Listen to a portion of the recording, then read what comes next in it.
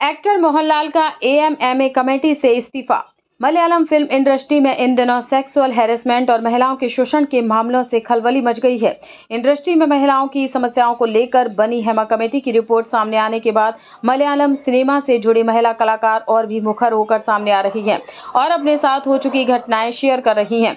इसी सिलसिले में सामने आया एक्ट्रेस मीनू कुरियन का मामला अब बड़ा हो गया है।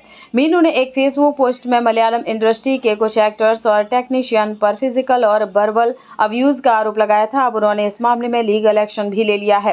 जानकारी के अनुसार मीनू ने उन सभी 7 लोगों के ईमेल के जरिए खिलाफ सेक्सुअल असॉल्ट की शिकायत दर्ज करवाई है, जिन पर उन्होंने अपनी फेसबुक पोस्ट में आरोप लगाए थे। इसमें मलयालम एक्टर, सीपीआईएम विधायक मुकेश, एक्टर जयसूर्या और इदा वेला बाबू के नाम भी शामिल हैं। फेसबुक प्रोफाइल में मीनू का नाम मीनू मुनीर है और उन्होंने हाल ही में अपनी पोस्ट में लिखा था, मलयालम इंडस्ट्री में मुझ पर फिजिकल और वर्बल अब्यूज की घटनाओं को रिपोर्ट करने के लिए ये लिख रही हूँ, जिसमें शामिल थी मुकेश, मनियन, पिल्ला राजू, इदावेला बाबू, जयसूर्या, एडवोकेट चंद्रशेखरन और प्रोडक्शन कंट्रोलर नोवल और बिच्चू। पोस्ट में मीनू ने आगे लिखा, 2013 में एक प्रोजेक्ट में काम करने के दौरान मैं इन व्यक्तियों के हाथों शारीरिक और मौखिक शोषण का शिकार हुई। मैंने इनके साथ कोऑपरेट करने और काम करते रहने की कोशिश की, लेकिन ये शोषण बर्दाश्त के बाहर हो गया।